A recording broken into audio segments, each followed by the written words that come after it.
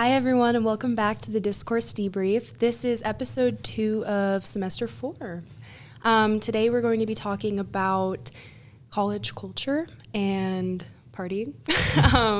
And we have a special guest here, so would you like to introduce yourself? Hey guys, I'm Harrison Morgan. I'm a sophomore, and my major is criminal justice right now in pre-law. Awesome. Harrison is interning at UA Discourse Series with us as well. And us three, we have an event coming up. February 25th, the UA Discourse Series is going to have a panel discussion on social media. Are we unified or divided? United or divided. Oh, sorry. United or divided. My bad, Ted.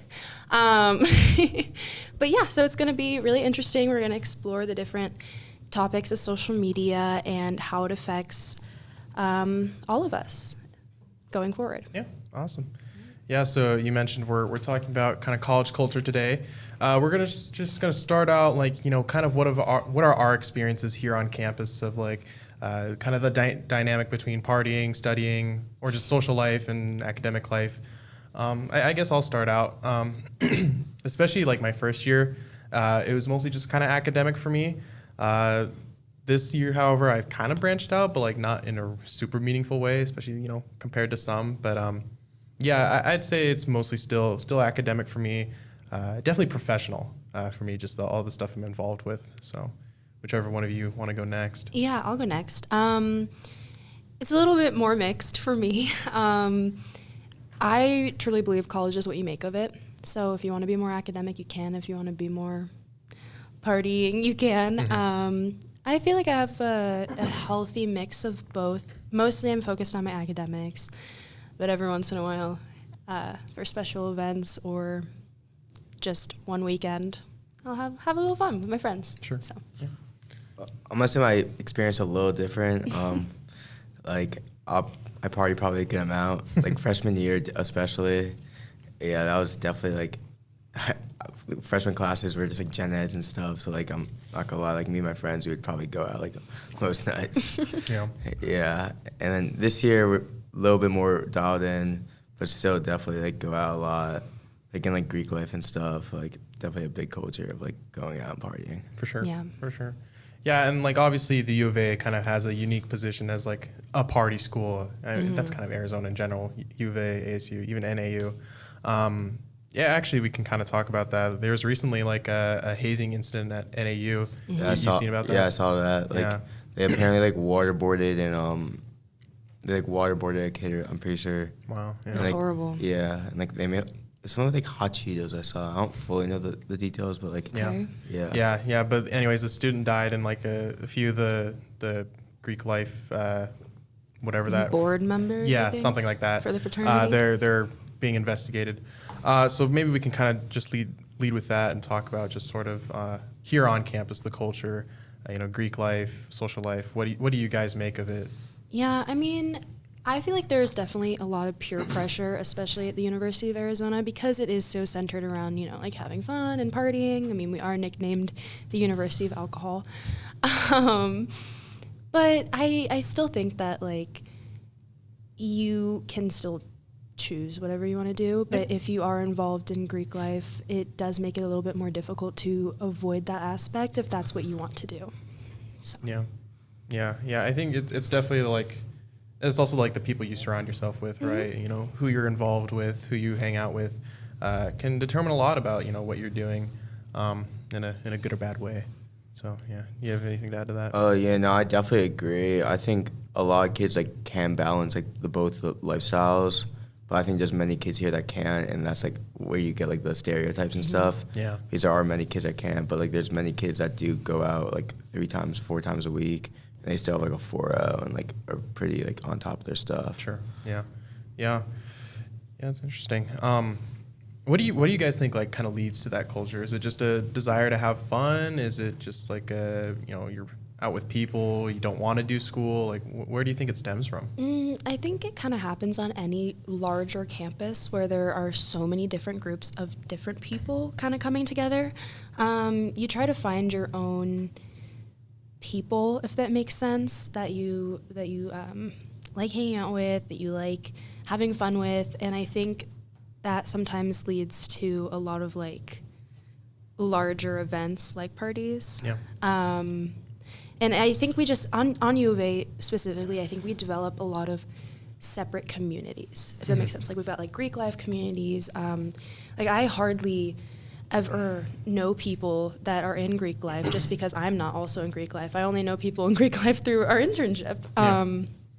But yeah, so I just think because it's such a big campus, groups can get separate, and there are certain groups that kind of take the majority of students, if that makes sense. Yeah. And one of those I think would be Greek life. And so, yeah, I think that's kind of where it comes from. Yeah, and I think it also kind of stems from a reputation that reinforces itself. I mean, like one of our most famous athletes, Gronkowski, he came to the U of A just because it was a party school and he wanted to like hang out and I guess go to the pool every day or something. But yeah. I think once, excuse me, I think once a school gets a reputation, it's kind of hard to shake it. Definitely, yeah. Yeah, no, like I definitely, like when I was choosing here, all like my friends were like, oh, you're gonna have a great time, like you're about to party, like go party, like yeah, it's definitely a reputation. I feel like kids try to like kind of live into the stereotype.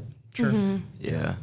Yeah, no, my friends are kind of the same way, even with them knowing that I'm not that type of person. They're like, oh, you're going to finally, go out. And I'm like, we'll see.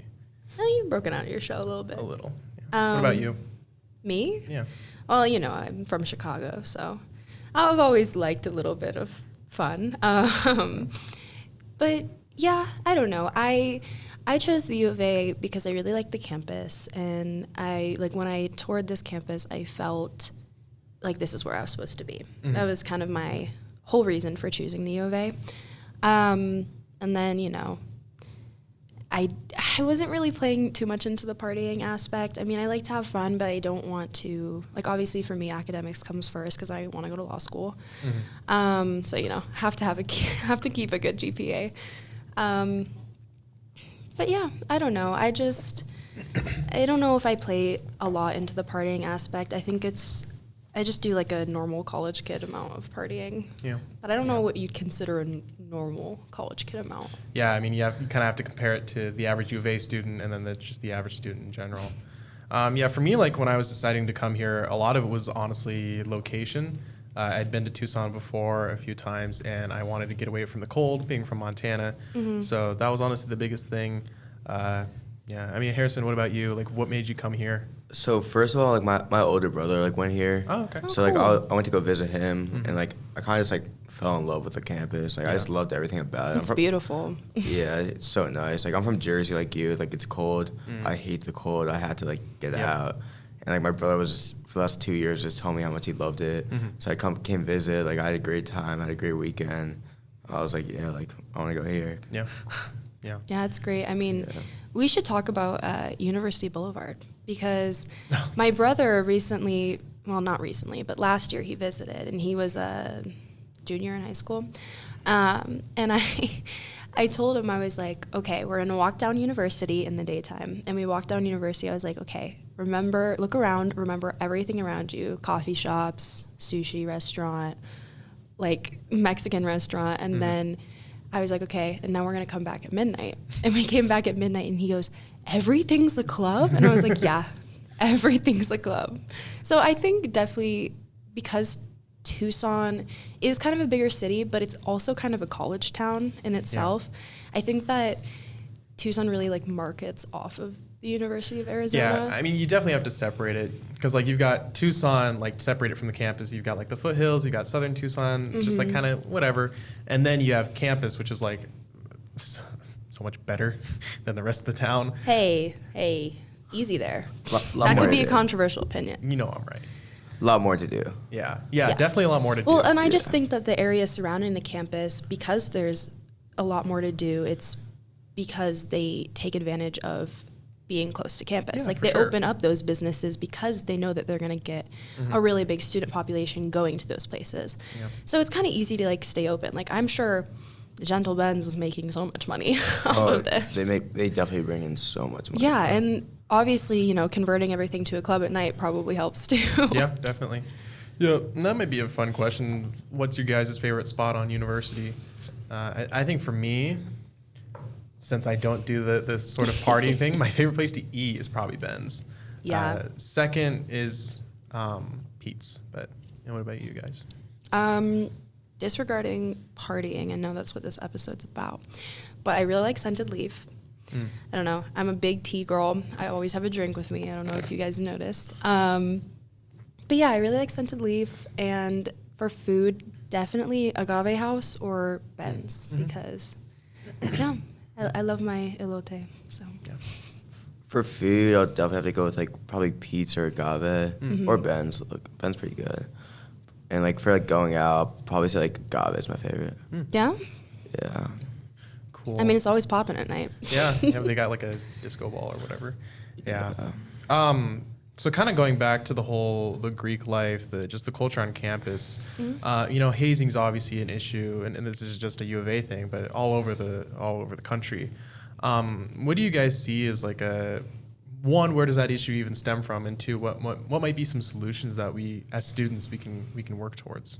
Yeah, so I don't know how much I can speak on this because I am not a member of Greek life. But my parents, my mom and my aunt was, and I told them how one of the reasons why I didn't want to join Greek life is because I was so worried about like hazing or like, getting myself into a bad situation. Sure. And feeling like that peer pressure. And my mom was shocked that I said that because she went to a very small university, Drake University. I think it's in Iowa.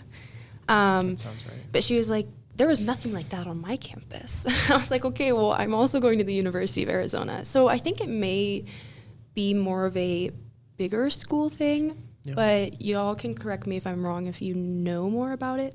But I know recently they've cracked down on it a lot more. There have been a lot more measures taken to prevent hazing because of all of the deaths it has caused. Sure. Well, Harrison, you can correct me on this. I'm taking a public administration class, and we were talking on Tuesday. This is when I learned about the NAU stuff. Here at the U of A, like a lot of the frats and sororities are actually like pretty closely tied with TPD. Like they have a really good relationship with them. Is that true to your knowledge? Yeah, no, it is 100%.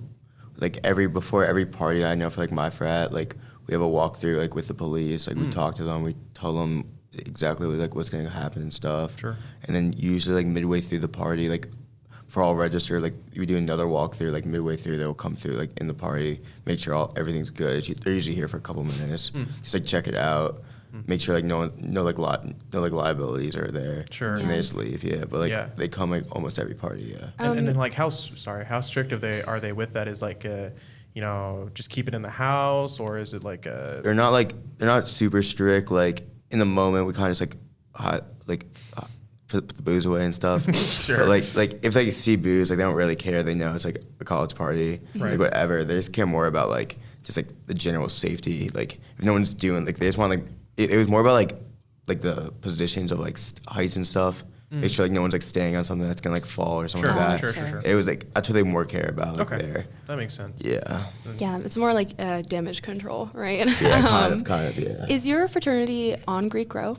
Yeah. Okay, because I wonder how much it would vary for the frats and sororities that are kind of not on Greek Row. Because I know there are some like out and about. Yeah, there's one in Tucson, in Southern by South Rec. I don't know if the rules there are as strict. I don't really have much knowledge on that. Like what I know is if you're in like the IFC, like in the IFC panel, like most frats are, that's like run like through U of A, like your rules are all the same. Like Sure. IFC is the one like doing it for us. Like they're the one that like has the walkthroughs for us. Like they kind of like they're kind of the middleman. They kind of set everything up.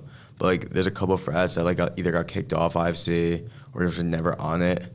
Like they're a little different. They don't really have rules. Yeah, I feel like those are the ones that are a little more dangerous. They kind of are because like we have like a structure and like we have someone to like we have like a kind of boss kind of type of thing, and they don't really have like there's no one like if they like let's say like we haze too hard or something like that, right? Like we're gonna get in trouble by IFC. Like they haze too hard. If it really gets bad, they just go like the cops. It's just like it's just a police matter. Yeah, and obviously no one's gonna want to report on anyone, especially because the people that would know about it are probably rushing or pledging for them. So, Yeah, I don't know.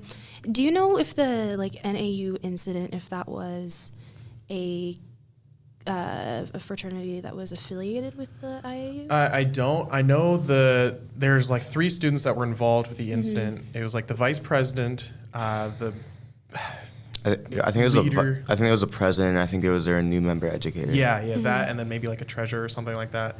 Yeah. They're like all like in court actively. But to your question, like, are they like directly affiliated with the university? I have no idea. I know, like, I want to say the building where it took place was like this apartment complex, and there were like neighbors who were like not students. Like, there was just this old guy that they interviewed that was living nearby. So I don't know. But I mean, either way. Or sorry, go ahead. Also, like, every college is very different with like their IFC. A lot of colleges don't even have that. Yeah. Like, I don't even know if NIU, like, it's a NIU even has that. Sure. Yeah, I mean, I don't know. Yeah. Again, I don't know much about Greek life, but I was just assuming that for all Arizona it would be the same. But I don't know. I know there are some universities that, like, if something happens, they want nothing to do with it. They'll just give it right to the police, and because it does become like a liability issue, right? And just drama. Yeah, it's different like at every school, so I'm not fully sure like how they do it there. Well, yeah, no one wants to be the school that has an incident like this, and obviously nobody ever wants to have an incident like that one. Oh, yeah, it's terrible. It's really horrible, and it's super tragic. But yeah, I think as much as you can do to prevent it, I feel like things like this are gonna happen. Yeah. You gotta be looking out for yourself. And if you're in a bad situation, you have to get out of it.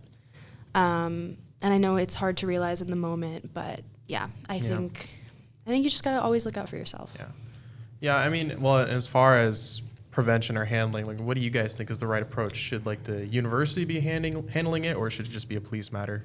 In my opinion, I think the university should be handling it. Like, when you set like a precedent, like, you get them in trouble. Like, I want to be honest, like whatever, like, you have to like set like a frat punishment. Like if anyone gets suspended here, like put on like probation or whatever, like there's a punishment. Like, you can't throw parties, stuff like that. Sure. Like, that's what actually like gets through to kids, because that's why they join a frat. Yeah. And if they can't do anything in their frat, they're really like, why are we hazing? What's the point if we're not gonna have any fun of it? Yeah. And then I think that would like more like stem to like kids like stop hazing, in my opinion. Yeah. I mean, I totally agree with that. I think that's a good approach.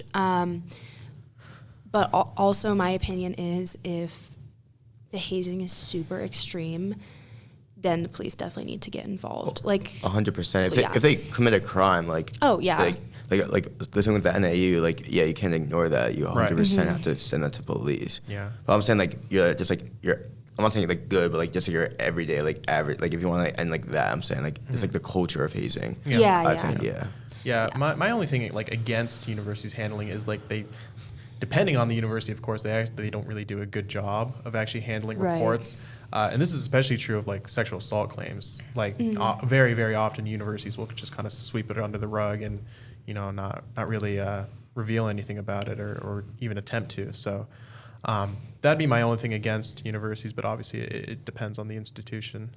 So yeah, I mean, we were talking about in Regents practice yesterday. An argument is, how can we be sure we trust administration of these places? Obviously, I'm talking about colleges in general, universities in general, but because it's a difficult matter, and you don't know if all of these people have the right training and experience to handle these situations. Yeah. So, I mean, obviously the police does, but that is definitely a more extreme measure, and I don't know if it's going to have like that same effect. Like Aylin said yesterday in her practice debate, if you say not to touch the big red button, you're going to touch the big red button. Right. So I feel like that's kind of a similar situation, unless you have real punishment that's like affecting people's ability. If I throw you in jail for pressing the big red button, maybe you won't do it again. Well, yeah, but those are more individuals. If it's like a frat-wide punishment, then I think that affects a lot more people. It's like when you're in elementary school and you're the one that's sitting there and being super quiet, and then all of your classmates are being super loud, and then your teacher's like, okay, no recess for everyone. Then it's like, what the heck? Like, I wasn't doing anything. That's I feel like that's what you're trying to say. Yeah, no, I 100%. Also, I think kids will be more inclined to like actually like say like, yo, cut that shit, like cut it out, kind of thing, because they won't want their experience to get ruined. Yeah, I agree. Right, because you only have so many years here at the definitely, university. Definitely. Yeah, Well, I guess as many as you pay for, but it's expensive. It definitely is. Yeah. Any thoughts? I can't think of any other questions right now. So where do you guys want to kind of take this now? I don't know. I mean, I don't really have any questions about it. I think we covered a lot of Actually, the main maybe, topics. Maybe I have something. Oh, of course. This is gonna be like super broad and super subjective. Okay. Kind of the culture that we're talking about. Maybe separate hazing from all of it for now. Just like party culture, Greek life culture. Is it a good thing? Oh, see, we had this debate in Ted's class. Is Greek life good or bad for academic success? I wasn't even going to limit it to that, just like good in general. Well, I know. I was just telling you the question from the debate. But yeah, shout out Ted. But I think I was on the side of it's bad, if I remember correctly. And I remember the argument that the other side made was like, okay, but there's so many rules and regulations you can put into place. And I was like, well, so does the law. The law puts in all these rules and regulations, and people still break them. So I don't know. I just feel like, in general, I would say partying is not great for, like, every single day. Sure. Especially if you're going to a university and you still need to graduate kind of thing. But obviously everyone is different. And I think that if you are able to be, you know, like a 4.0 student and party every night, then you do you, right? I think my position is like, if like the university were to like ban all Greek organizations, that wouldn't really do much. The people that still want to go out would just go out. So it's probably good for the universities to allow that and try to regulate it to some extent. I think it's actually generally like a very good thing for people. Yeah. I think it just like, first of all, just building a network. A lot of it's like, there's a lot that goes into it that like people don't really see. Sure. Like we have alumni coming to our house all the time, like offering us internships and stuff like that. Like we do like alumni dinners and stuff like that. Like they're always like offering us like it's kind of like more professional. Like you get definitely, and like everyone in your class, like everyone in your frat like helps you guys out. Like if you're in the same major, like you guys all like, we all like study. Like I live in my frat house. I got like I did my best semester last year. I got 4. Like last semester I got 4 like living in. Nice. Yeah, like I think it definitely helps. Like it depends, like obviously which frat, but like if you're surrounded by like good people that like generally they want to have fun but like want to succeed in life. Yeah. Like I do think it could be very beneficial for a person. I think it depends on the person too. Yeah, I agree 100%. Well, and thank you for talking about that side of Greek life, because I feel like Greek life sometimes gets like a stereotype that they're just partying and that's all they do. But there are a lot of like connections that you can make and networking and like study help and all that kind of stuff. Yeah, so. And like not all Greek organizations are dedicated to that. Like I'm pretty sure there's a pre-law frat or there something like that. There's a bunch of business ones also. Yeah, and some people party without going to Greek life fraternities or sororities, and some people aren't a part of them. Like I have a friend's birthday party at my house tonight. So yeah. No, I agree. I think this was really good for us too, you know, because we don't know much, like Abby's been saying. So thanks for giving us that insight. You guys got anything else? No, I don't really think so. I just think that I think partying is good for your soul. Like I think it's good to like, you know, it's good to let loose and have fun every once in a while, especially entering early adulthood where everything's super stressful, trying to find a place to live, expenses. It already is. I know, whatnot. And I think it's good to, you know, spend time with your friends and with people that you care about and have a good time, but just, you know, in moderation. Sure. It's all about balance, in my opinion. Yeah. Work-life balance. Yeah, I agree. You want to send us off, Abby, or do you want me to do it? You can do it. I did the intro. Okay, I guess that's true. So that's been our episode 2 of Discourse Debrief, semester 4. Hope you guys enjoyed. Remember the event February 25th. probably sometime in the evening, 7 p.m. ish, talking about social media, whether or not we are united or divided. More than likely, we'll end up being in the Kiva room. That's what we applied to, but we do not know yet. So stay tuned on our socials, Instagram. Yes, Instagram.